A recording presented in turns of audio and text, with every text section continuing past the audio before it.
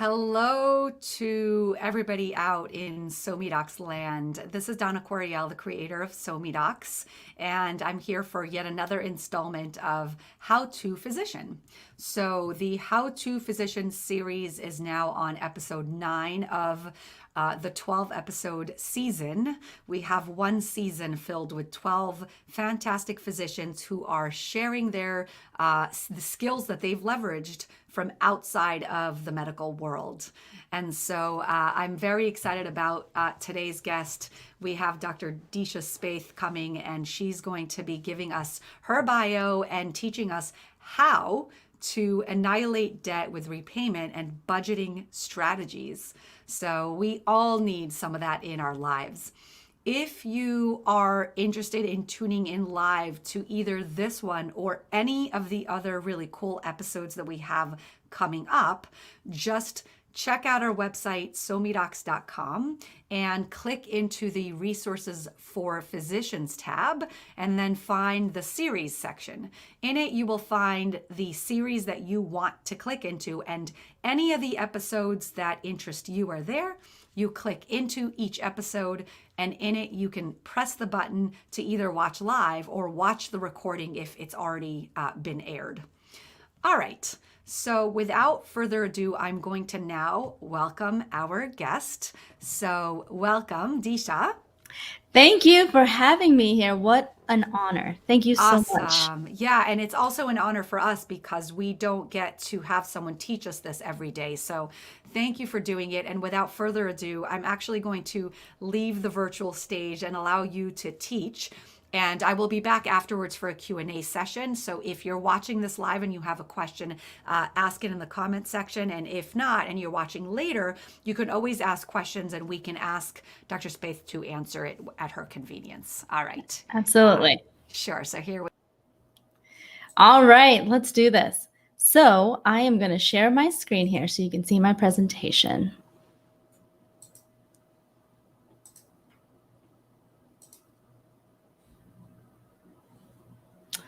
All right, perfect.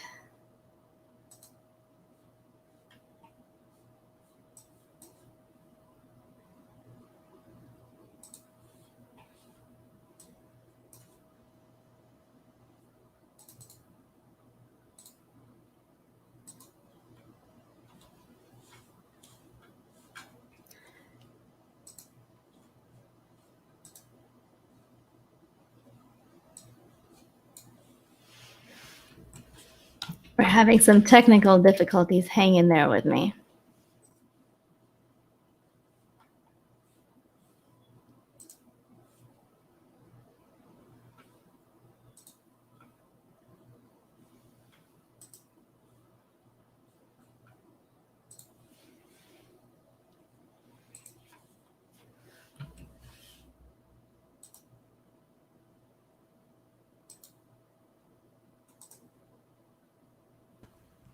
Let me know if you need anything, Disha. Thank you so much. Okay. I have two screens on my computer here, and it's having trouble picking up the right one, or rather, I'm having trouble clicking the right one. Let's see. Do you guys see, Dana, do you see my presentation right now? I do. I see Annihilate Your Debt. Okay, great. All right, then let's get started. So my name is Disha Spath, and I'm a primary care physician. I'm so excited to be here with you today. I'm sorry for the technical difficulties. I am a doctor, primary care physician, and tech is so not my thing, but thank God my husband is here to help me. I'm an internal medicine physician. I'm still practicing basically full-time, and I work as a primary care physician and a hospitalist every once in a while.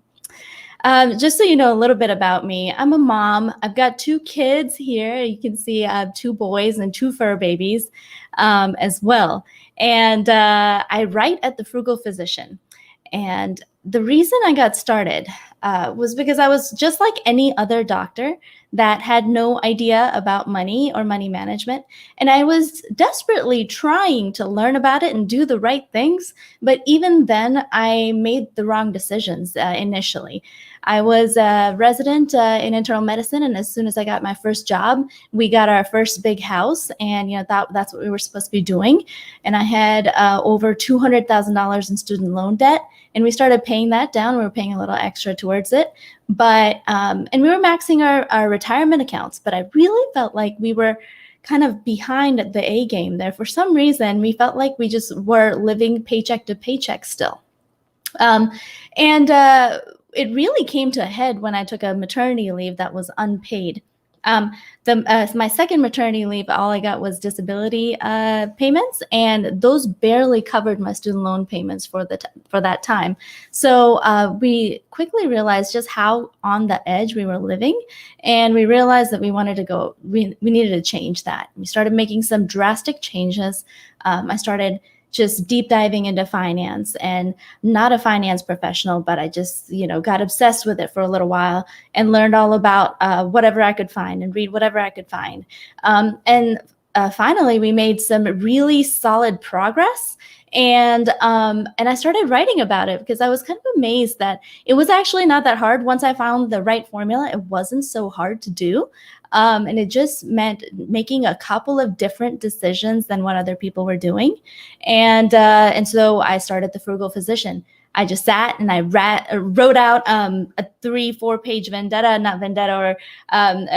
essay about how we paid off $100,000 in 6 months of my student loans. And that's how it all got started. And 2 years later now, we've been nominated for the Plutus Award as the best new personal finance blog out here. And I've also started writing for CNBC's personal finance blog, Grow, that they do in collaboration with Acorns. So I wanted to start with this beautiful scenery. This is the Dal Lake in India. The reason I put this up is because I actually grew up in India for the first 10 years of my life. And for every summer, basically, we would go up to the Himalayas somewhere. And when I was 3, we happened to be at this lake in the very northern parts of the Himalayas. And, I was 3 years old. Most people in India don't know how to swim, or at least didn't back in that time frame. And there aren't really any, as you can see here, the people aren't really wearing life vests or anything. And my parents went up there with a group of friends, and the friends rented a houseboat just like one of these on the water. And I decided to go outside. It was evening time. It looked kind of like this, so gorgeous. I decided to go out and fill up a bag of water. And unfortunately, at 3 years old, I apparently did not have good balance, and I fell off the back or got swept away or something. In any case, I was there drowning in the water. I didn't know how to swim. I didn't have a life vest on. And my mom came outside, and she jumps in the water immediately, of course, trying to save me. But unfortunately, she doesn't know how to swim. And then my dad comes out, and he jumps in the water, and he doesn't know how to swim. And now there are 2 people hanging off the back of the boat. I am getting farther and farther away as the boat drifts off. And the husband of the couple came out. He jumped in the water. Again, he didn't know how to swim. So now there are 4 people drowning in the water. And finally, the wife of the couple had enough wherewithal to call one of the people on the lake that are shikaras, that they sell stuff and their whole lifestyle is on the lake. They usually know how to swim. She called one of them to rescue me. And I remember the lights fading out, and I remember thrashing, and I remember things going black. And then I remember waking up and coughing out lake water as people are pounding on my chest and bringing me back to life. So really, I think 3 years old, I think drowning is actually my first memory, which would make me pretty debt averse, I'm sure. But the point of the story is that when people are drowning in debt, it's kind of a similar scenario. When we're drowning in water, we have all the equipment we need to get us above the water. We have all the equipment we need to swim. We have our arms and we have our legs, and all someone needs to do is show us how to move them together so that we can get up above the water. And once we know how to do that, it feels like second nature. Once it clicks, It's second nature. You do it for the rest of your life. You never have to learn that skill again, hopefully. Same thing with money management. Whenever we're drowning in debt, it feels like we're thrashing. We're taking out payday loans. We are financing stuff we shouldn't be financing. We're trying to juggle debt between one credit card and another. We're making kind of just thrashing decisions that are not coordinated together enough to get our head above the water. And all you need is someone to show you how. So that's what I'm here to do today. If you're ready to annihilate your debt and just pay it off, and you've made that decision, then this is the talk for you to learn how to just coordinate your movements so that you can efficiently get out of debt. So let's talk about the tale of Dr. Golden Handcuffs. This is a typical doctor who earns $260,000 a year. He has an extra $1,000 a month he thinks he can put towards his debt pay down. And so he starts to consider what he's going to do. He starts to write down, okay, these are my debts, and these are the things that I would like to pay off. So he has $50,000 in credit card debt at a rate of 19%, painful, with a minimum payment of $2,000. He has 2 car loans and a student loan, $250,000 at 6.5% at a hefty $2,839 a month. And he has a mortgage of $350,000 at 3.5%. So the question is, how do we pay this down the most efficiently? And there's actually a right and a wrong answer here. So standard repayment, meaning no real strategies, just keep paying this and don't put anything extra. This guy Dr. Golden Handcuffs would be in debt for 30 years, and he would pay $357,000 in interest. So the strategies he could use to put that $1,000 in the most effective manner towards his loans are, number 1, the debt flood, number 2, the debt snowball, and number 3, the debt avalanche. So let's look at the debt flood first. The debt flood is basically trying to pay off all your debt at the same time. So he has an extra $1,000 a month. So he has 5 loans. So he's going to put extra $200 monthly towards each loan. So in the top line here is the standard repayment. It would take him 30 years. The flood, it would take him slightly less. It would take him 281 months. And as you can see here, that's really not very effective time-wise. If you look at the snowball and the avalanche, they are significantly shorter. So let's look at what these strategies are. A debt snowball is basically a strategy where you put the extra money that you have towards your smallest loan first, disregarding the interest rate. So in this case, we would start with the $10,000 car loan at 5% instead of the 19% interest rate credit card loan. So we start with the smallest debt first, pay that off, then go towards the next smallest, and then the next smallest, and so forth. And what you're doing here is you're giving yourself easy wins initially so that you can keep that snowball rolling, and that snowball gets bigger and bigger and faster as you go along. So the debt snowball is really good for psychological motivation because it gives you wins early on. So I put these numbers into a debt repayment calculator at unbury.me. And here's what it spit out. So initially, if you look at the blue line, we put our extra money towards the first car loan. Then once that's paid off in just a year, the next car loan, the green, bumps up and we pay that off. Again, just another year. So we're getting these wins early on. And then all the payments that were going towards those 2 car loans plus the extra $1,000 now goes towards the credit card debt. That credit card debt gets wiped off in a matter of months in that yellow line you see. And then after that, the orange line, the total, we are now attacking the student loans. All the payments we're making towards the car loans and the credit card loans plus the $1,000 now goes towards the student loans and wipes that out in a short 3 years. And then all of that extra money goes towards the mortgage. And boom, we are done within 10 years instead of 30. So in the debt snowball, we're debt-free in 9 years, and this is another view at what that looked like. So initially, the money was going towards these car debts, and then these smaller debts get wiped out, and then all the money goes towards the larger debts in the end. Now, the debt avalanche is a similar but different strategy. You put that extra $1,000 towards the highest interest rate loan first, which makes sense money-wise. It's a little bit more efficient. You pay a little less interest. So in this case, we would start with the highest interest rate, which is the credit card debt at 19% by far. So we'd start with that first, and that's a $50,000 loan. So we put that towards, put our extra money towards that credit card debt, which is in blue, and that gets knocked down in about 2 years.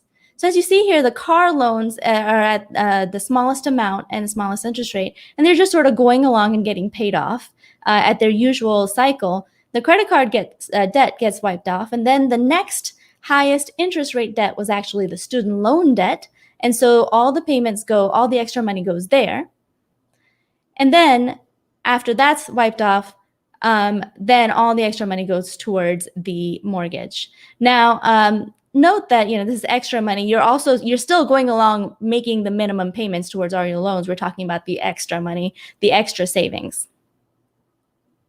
So with the debt avalanche, we're debt-free now in 9 years again, a month earlier. With the snowball, we were at May 2030. With the avalanche, we're in April. And the interest paid, a little bit less. And here's, again, the diagram showing what it looks like. The student loans, the credit card gets paid off first, and the student loans next. The car loans don't really get wiped out like they did last time. They kind of hang around for a little while, and then they get wiped off at their usual schedule. So the debt payoff strategy that we've talked about so far, the debt flood clearly loses when we're talking about interest saved. The flood, when you're just putting your extra money equally towards all your loans, you're only paying, you're saving on interest, but not that much. The snowball and the avalanche, if you look at these, they're largely similar. Look at the huge amount of difference in the total interest paid between the flood and the standard and the snowball and the avalanche.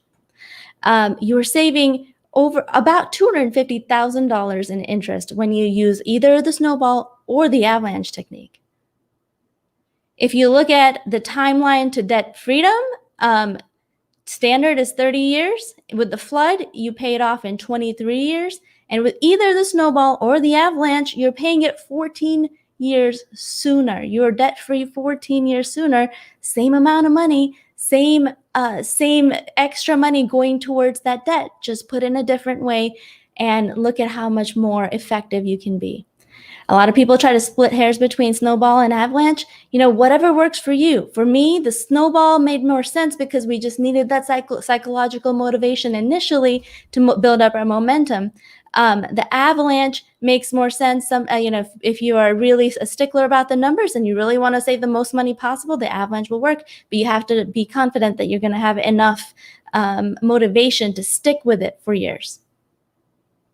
So now that you know the strategies, and the avalanche and the snowball work so much better, are you ready to go? You're ready to pick a strategy and start annihilating our debt. So let's do this. So the first thing you do after you pick a strategy is you pick the first loan you're going to pay off, right? So the first loan, I highly recommend visually representing your debt somehow, because that's so helpful for the motivation portion of it. My kids and I put together this macaroni jar of my student loans when we started paying that one off, because it was so much and it seemed like it would be never ending. We put $1,000 per macaroni into this jar. And at the end of every month, whenever we made an extra student loan payment, we would gather around and take the macaronis out together and celebrate. And we were talking to our kids about, we're paying down the student loan debt, and after that, we're going to be buying a house. And, they were all excited about that. Everyone was excited and into saving money because of this. Then The other things we can do, first, we can definitely start trying to increase our income somehow. You could try to pick up shifts or side hustle. Don't forget about debt payoff from employers. That is something that is offered by many employers these days that are not eligible for public service loan forgiveness. Productivity bonuses should be going towards your snowball or your avalanche. You can try doing telemedicine or surveys. So increasing income is definitely something you can do. You could choose to do it. I chose to get frugal because that's my thing, right? I'm the frugal physician. And frugality is all about making financially healthy substitutions in our daily habits without affecting our quality of life and being very mindful and economical with what's going on around us, the resources that we have, and applying those resources mindfully. And the truth of the matter is that $1 saved is $1.43 earned. For each dollar that you save, for each $100 that you save, that goes directly towards your debt snowball. If you wanted to put an extra $100 towards your debt snowball by working more, you would actually have to earn $143 because you're going to be paying 40-something% to the tax man. So if you can do both of them together, getting frugal and increasing your income, that's obviously going to be the best thing. The first thing that people need to learn in order to get frugal is actually how to track your expenses. A lot of people, many people, and I was definitely one of them, had no idea where my money was going, not at all. We had money coming in and money going out, and all I really knew was the balance of our checking account at the end of the month. But once you start breaking down your expenses and kind of really looking at the patterns of where you're spending, it's really easy to identify where you might be overspending and where you might be able to cut back. So Josh and I prefer an actual spreadsheet budget because we can sit down and go through each line item together. We're both sharing the same reality. We're both very in touch with what's going on in our bank account. And in order to get started budgeting, I have a free resource on my site at this address. I also have a course that's on sale every once in a while. It's not on sale now, but subscribe to my blog and I'll let you know when it is. And it is an in-depth guided budgeting course with a spreadsheet that's already started for you, and I'll show you exactly how to do it.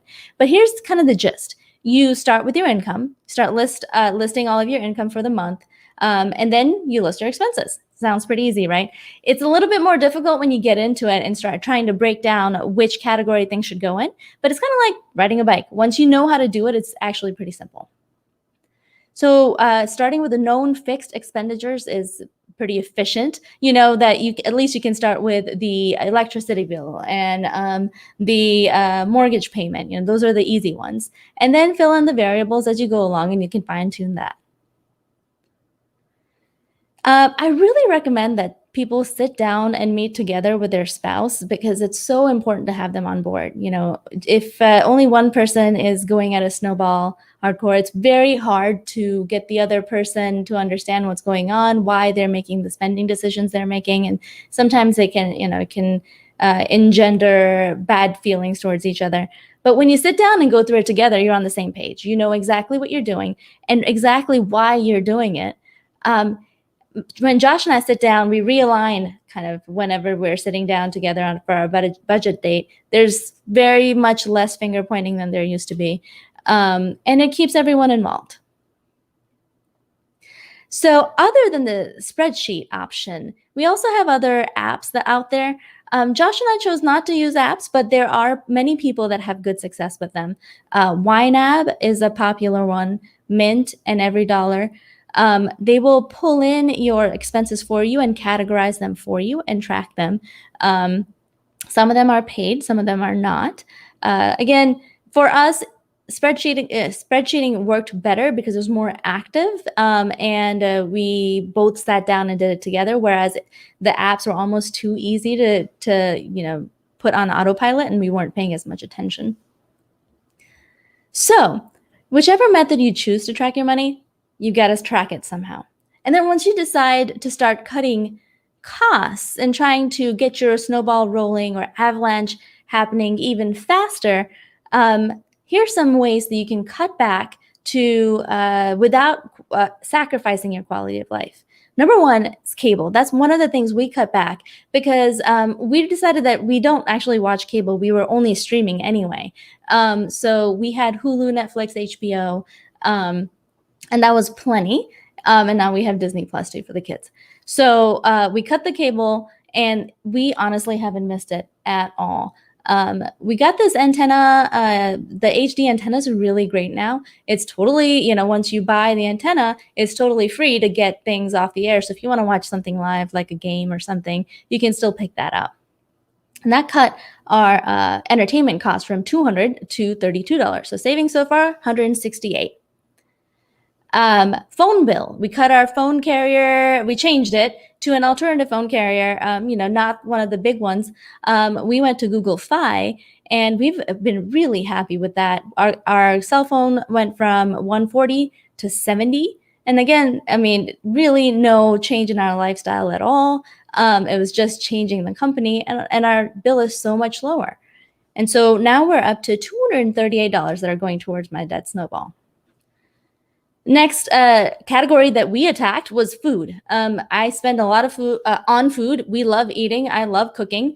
But I also spend a lot. I tend to throw away a lot. I used to tend to throw away a lot of food and buy groceries that were super expensive.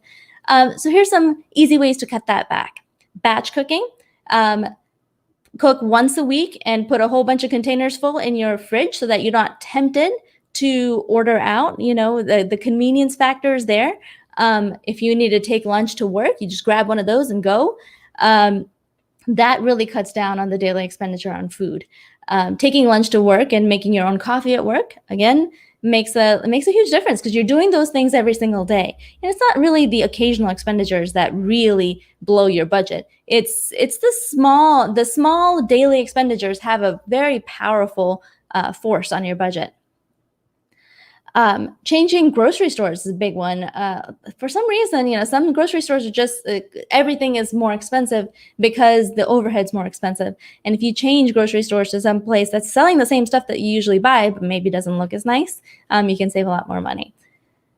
Things like places like Aldi or Walmart are the places that I generally recommend.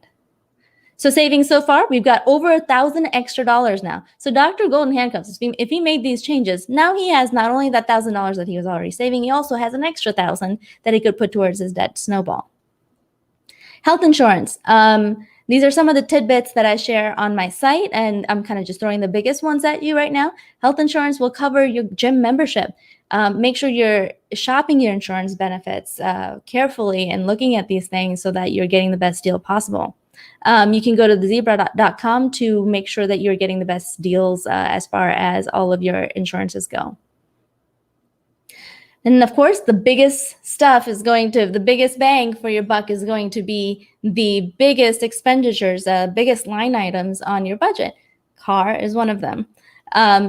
If you pay off your car or pay for a car in cash, if you don't have a payment there, that certainly helps a lot in going towards your debt snowball. So that's what we did. We actually had two car loans that we went for first, and we paid those off, and that was an extra $900 towards our snowball.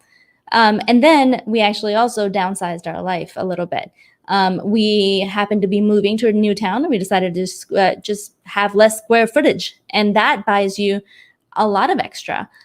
We decided to rent instead of buy initially, and that cut down on kind of the maintenance costs of owning a home and upgrading a home and all of this home maintenance stuff that really adds up after a while, especially when you're like me and you want to just keep renovating everything all the time. That helped keep our expenditures low on the housing side, and now we had an extra $2,600 towards our snowball. So making changes like this, those were kind of some of them, but not all of them. Making changes like that, we were able to go from having $200,000 in student loans to not having a student loan payment at all in a year and a half. In fact, in 17 months, a little less than a year and a half. It was really incredible. We started our entire debt snowball 3 years ago. when my second son was born, and we are now, free of our car loans and free of our student loan debt, and we were able to buy another house with a down payment that and that's our only debt, and that feels a way more comfortable than having all these fixed expenses. So looking at Dr. Golden Handcuffs, look at all of his fixed expenses here that he's about to annihilate. If you look at the debt avalanche, we looked at the debt avalanche earlier, he was only putting an extra $1,000, and he was still able to pay off all of his debt and be debt free in 9 years. April 2030 is when he was going to be debt free. Now, if he got frugal and he saved that extra $2,688 and added that to the extra $1,000 he already had, look at how much quicker he can be debt free. He can have his credit card paid off in a year. He can have his student loans paid off in 3 years. He can be completely debt-free with his mortgage even gone in 6 years, guys. This is how powerful this stuff is. I mean, 6 years versus 30 years. You can do this. Now imagine all of that extra cash flow that you're making working for you instead of against you and going out of your pocket. Imagine just investing that and making that work for you and earning the freedom that you deserve. That's what this is all about. So that's the end of my talk. I am Disha Spath. I'm the Frugal Physician. Please make sure to come join us at the Frugal Physicians Facebook group. That's where we talk about all things saving money and spending wisely and even investing a little bit. And there's a whole group of people that love talking about this stuff and can help you decide how to save money better. Fabulous. Thank you so much. And my apologies for mispronouncing your name initially. That was not a completely problem. my fault. So my apologies. Not a problem. All right. I have some questions. First of all, that was really great. In fact, I loved some of the terms that you used. I actually wrote down a few. So first of all, the debt avalanche. Is that like a term of the trade? It is, yeah. It's pretty common. The debt avalanche and the snowball are pretty common debt payment strategies. Fabulous. All right. So debt avalanche was a great description, but I really Thank loved you. the metaphorical equivalent you presented in the beginning of the initial story, because really drowning is just in being in a helpless situation, right? We use it even in our everyday language and vernacular when we say that we're drowning, right? We're drowning in debt. So I loved how you explained the sort of fact that we have a lot of the equipment needed to save ourselves from that drowning. Thank you. Yeah, that was great. Okay, yeah, go ahead. Oh no, I just think it's incredible how so much of our life and so much of the feeling of drowning is simply learning the right skills, right? And moving and coordinating our movements in a way that is most effective, and it gets our head above the water. It's interesting because it's applicable to so many other aspects of life as well. For example, Right. we hear a lot of the term imposter syndrome in medicine, and imposter syndrome is very similar because a lot of us, we don't need to have imposter syndrome because we're so successful and we're so smart and we're so well achieving, and yet we need the tools to rise above that, right? And Right. to just say to yourself, I can do this. I'm better Right. than this imposter syndrome, etc. Right. And the same with social media, right? It's Right. the tools are here. You just need to learn how to use it, and you could do it. You could get on social media and you can build a brand. Right. Absolutely. Yeah. Okay. So before I ask you a question, I just thought this was great and very relevant to what you're saying is this quote from Confucius when he said, "He who will not economize will have to agonize." And so for 2020, maybe we can just quickly alter that and say, for us, we will say, "She who will not economize will have to agonize." I love that. Yeah, I like saying also, if you don't control your money, if you don't take control of your money, it will control you for the rest of your life. A lot of people think that talking about money is kind of dirty. Doctors shouldn't be talking about money, but the truth of the matter is that when doctors are drowning in debt, they're making poor money decisions, and that's not good for anyone. It's not good for us. It's not good for our family. It's not good for medicine. Doctors are human. Yeah. I think we lose that sometimes because we're Yeah. sort of behind this veil of like what traditionally we've been regarded as like almost a movie, right? In a movie like doctors, it's so easy to be a doctor. Like, why are they complaining about money? You know, and Right. people don't live in our shoes. Sure, we've worked super hard to be where we are, but we've got similar money issues because we can Mhm. go into debt just like anyone else does. And we are in debt because when we get out of med school, we owe a lot of money. Yeah, and over the recent times, doctors have gone from being employers to employees. That makes a huge difference, too. Things have changed. Things weren't the way they were supposed to be, or they used to be rather, a few years ago, even 30 years ago. And so we just need to be aware of that fact and simply use a different set of tools, different set of knowledge. I love that. I love it also because there's layers of what SoMeDocs is building. And so, for example, we've got a series with Samuel Shem that talks about putting the human back into medicine. That's on Sundays at 6 p.m. Eastern Standard Time. But we speak about what's broken in healthcare. And part of it touches on the fact that we're no longer in control and that the insurance companies really make all the money. And so I love that that is one angle and adds a different texture to what you're saying because you're kind of coming in with solutions to that in a different angle. You're saying, let me arm the physician. Whereas the Conversations with Shem series is almost like bringing to light what's broken. And so they go hand in hand.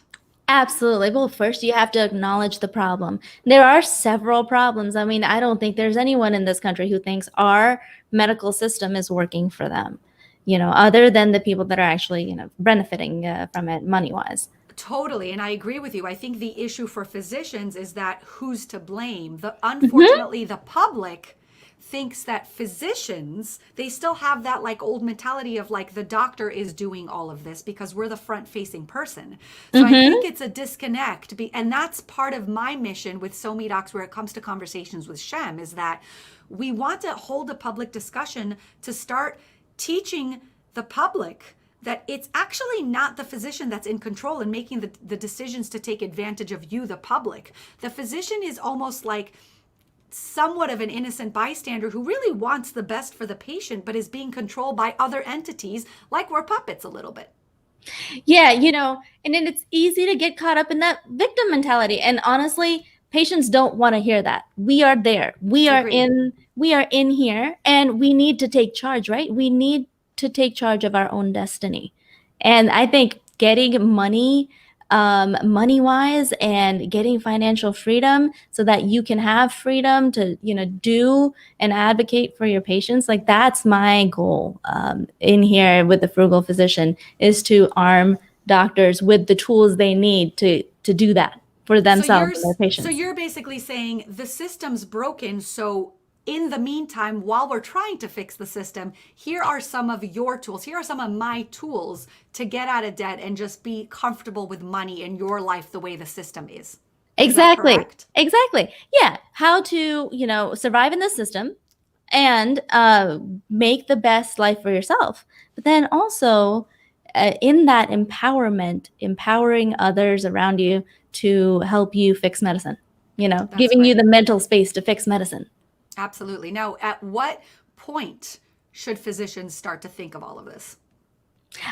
Of money management really from the very beginning. I mean, it's so important.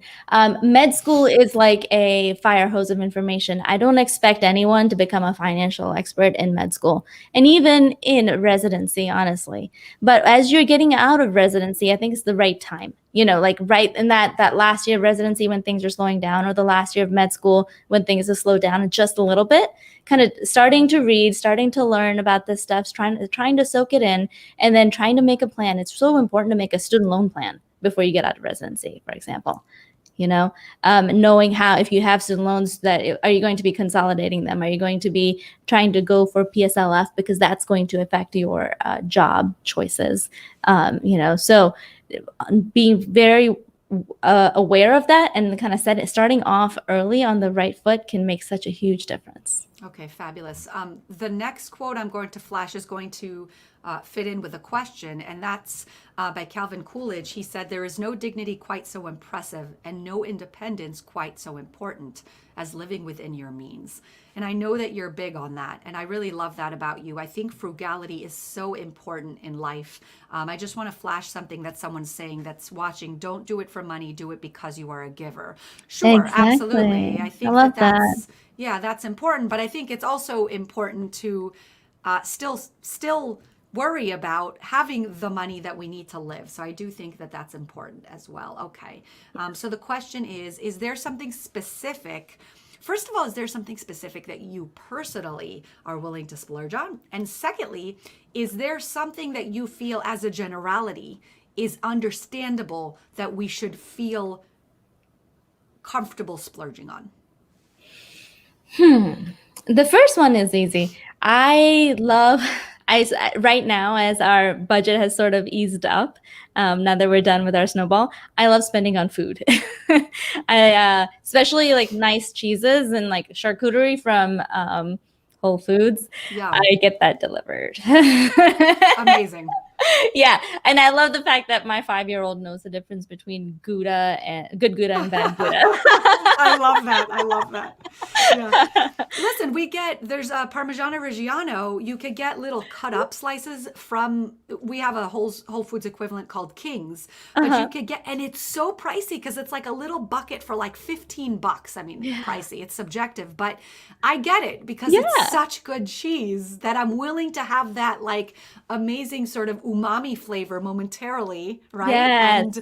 And it's worth Yes. that little splurge. Right. Yeah. That brings me so much happiness. Like I just, yeah, I'm Love definitely, it. yeah, I love it. Now, moving on to the next question, and I know it's a difficult one. I'm curious if you think that there's, as a generality, Hmm. um, sort of a niche that is okay to splurge on somewhat.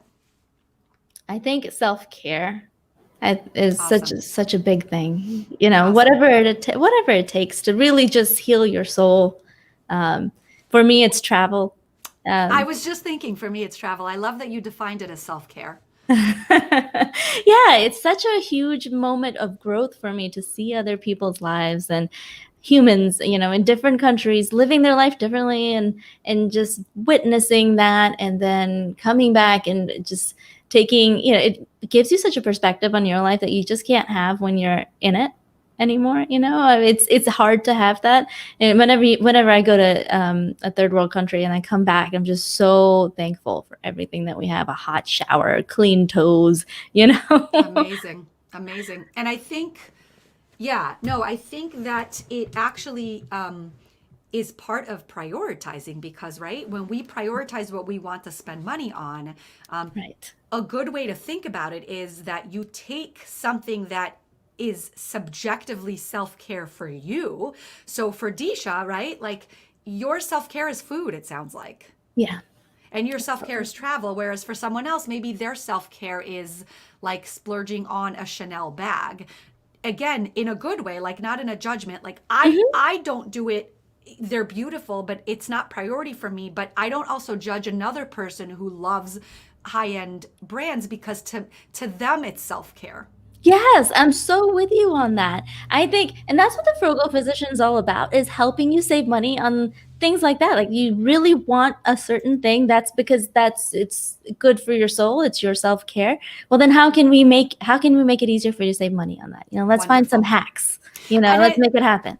And I love that because it almost like re-angles it to make sure that everybody understands that it's okay to sort of prioritize. Like it's not in judgment. I mean, if you, for example, like you gave such great tips, for example, about lowering your cable cost.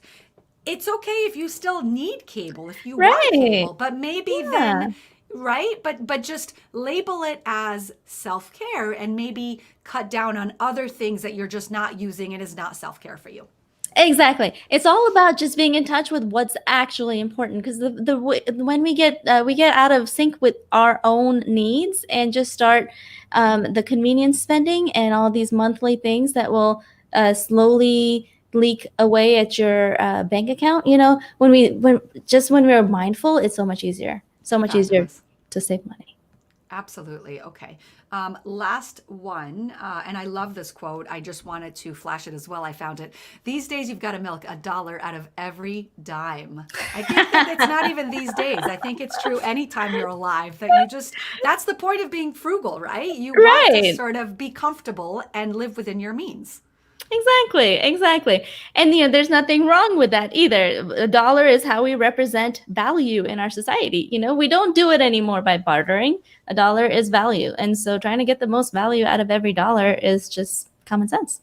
Absolutely. And I agree with you. The only thing I would add, actually, in somewhat of an argument, is that there's something that I've newly defined as social media currency. And I think it's going to be increasingly the case that there's actually, love it or not love it, because I'm scared for this, but it's the truth, is that there's actually value in some social media currency. And we see it playing out now in that, for example, advertisers will literally take your numbers and will be willing to pay you based on those numbers. So just I thought you were about to make an argument for Bitcoin.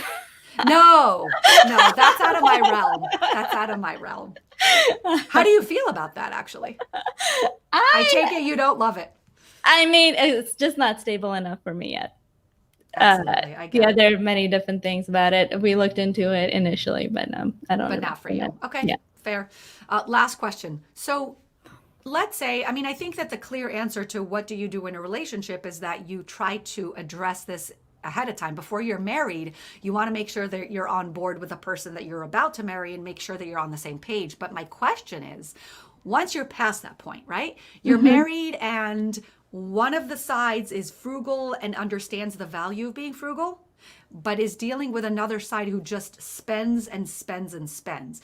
Do you have any suggestions on a resolution?